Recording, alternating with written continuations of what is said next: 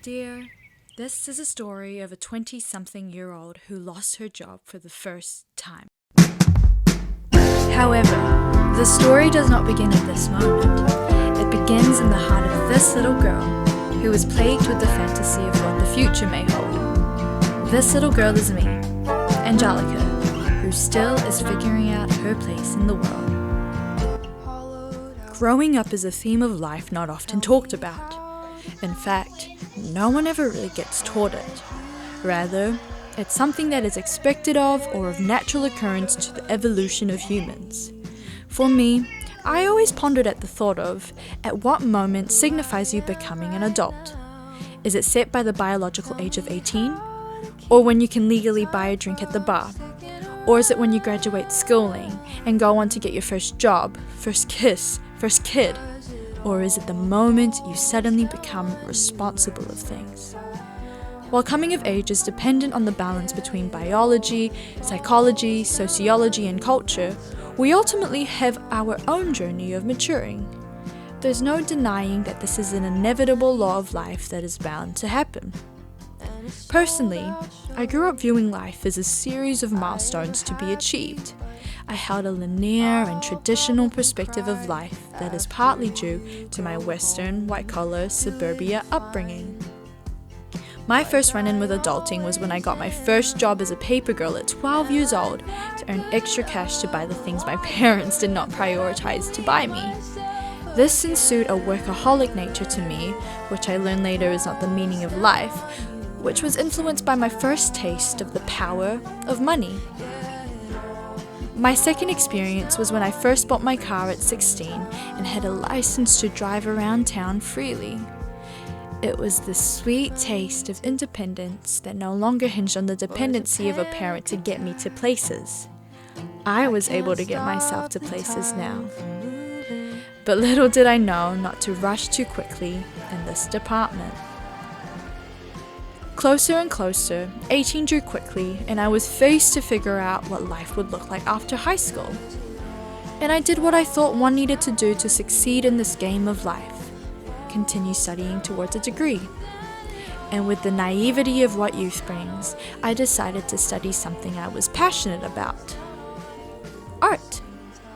And that was all I knew at the time: the fork in the road of choosing between passion and money.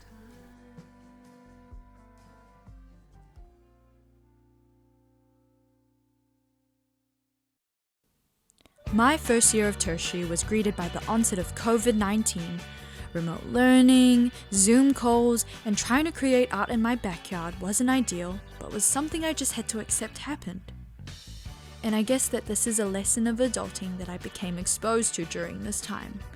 The idea that anything can happen in life and that you will never really know how the tides may turn. My degree was 3 years, and as each month passed by, it felt as though my level of anxiety towards the future increased. It was as if my fight or flight response heightened at the thought of jumping off the cliff of graduating.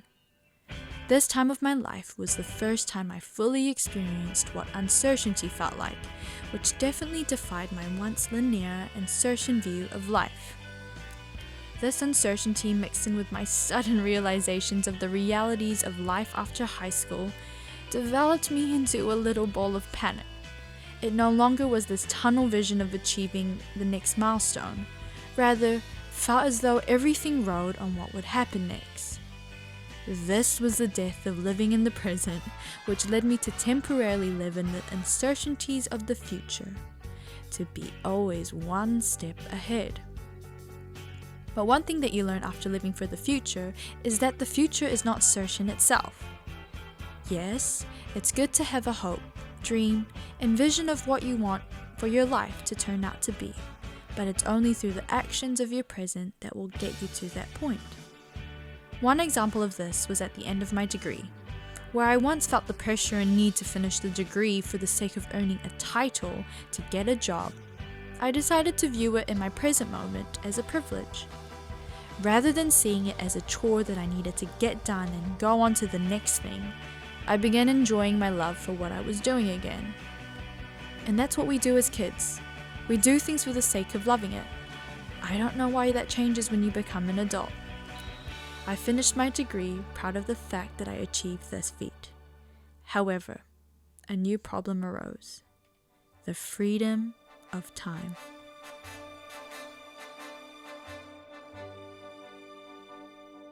You've had the privilege of being able to get an education. Education takes up a big chunk of our lives that we naturally become accustomed to. So, when faced with the freedom of academic structure, it's as if the world becomes our oyster.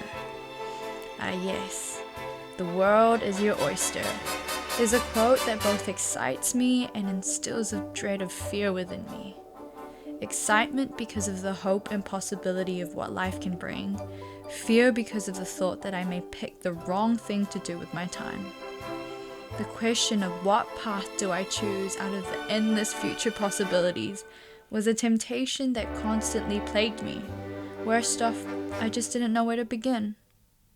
It didn't help that everyone around me was suddenly doing different things, which made me feel envious and pressured to do everything at once. But fortunately, we cannot do everything at once. We can only do one thing at a time. To combat this decision fatigue, I asked myself a simple question: what result will align best to my values and vision for the future? And out of this, stability was something I came to uncover as an apparent goal of mine. While I thought leaving high school I was going to be somewhat of a traveling, artistic gypsy, I came to realize that that was not me. And sometimes, growing up is learning what you are not. So here began my journey of finding a big girl job. But graduating with a design degree did not give me a pathway of jobs as easily as more structured professions did. I was then faced with the thought of, how do I really pursue the arts in my career? I knew the risk of pursuing a career in an industry where you can either make a lot of money or no money at all. And because of this artist dilemma of mine, I started considering taking up marketing as a practical career pathway. And this was my first step, and it was the only step I knew to take in that moment. The process of breaking into an industry that you did not study for proved to be quite challenging. A lot of the jobs I was applying for required a marketing degree and experience, all of which I did not have. I was 21. I really did not have a lot to my name. All I knew I had were heart, substance, and an attitude to work. It's a humbling experience to ask someone to hire you that is not dependent on your skills or accolades. At times, this was very demoralizing. However, it was through this time that really forced me to believe in myself, even when employers did not see it. And sometimes all it takes is someone to believe in you, even if that means that someone is you. After 5 months of applying for a job and being constantly rejected for lack of experience, I finally got an interview for a job that I nearly did not apply for. But something in me told me I had nothing to lose, and it was through this position that made me courageous. Sometimes it's through having nothing that creates the boldness in you to go for everything. I was in the middle of swimming in Sentosa Island during my first solo trip. So we're in the middle of a freaking beach right now. I was just on my phone just filming my impression of the water for a vlog, and I just saw an email notification, and it was basically the job that I've been applying for accepting me into my position. As a graduate, you tend to fantasize about your first job in the real world. I went into this with the boomer mindset that having this job would mean the rest of my fun and easy life. However, barely a month into the job, I asked myself if I had made the right decision. There was nothing objectively wrong with the job. I had great managers, great co-workers, and the routine of a 9-to-5 that I had always dreamt of. But within all of this, the fantasy was quickly abrupted by the thought of, is this all that I'm made for? I grew up seeing my parents and the adults before me seamlessly do for 20 years what I couldn't even bring myself to do for a full month. irony of giving up passion for stability was a sacrifice I forced myself to get over, yet I could not help but think, am I really giving up my passions to survive? Is not passion what fuels the soul, though? Why was I giving that up for the sake of being able to save and establish myself for the future? But alas, I decided to ignore these feelings and instead put on my big girl pants and move on with life. There are moments in life where everything feels so automated that you've lost a sense of who you really are. Instead of traveling the world, I decided to reside at an office desk in hopes to start earning a living. However, I did not know that earning a living would hinder me from actually living, and that my perception of living all came with a cost. I felt stuck. I did not know what else to do. However, the answer came in the form of redundancy.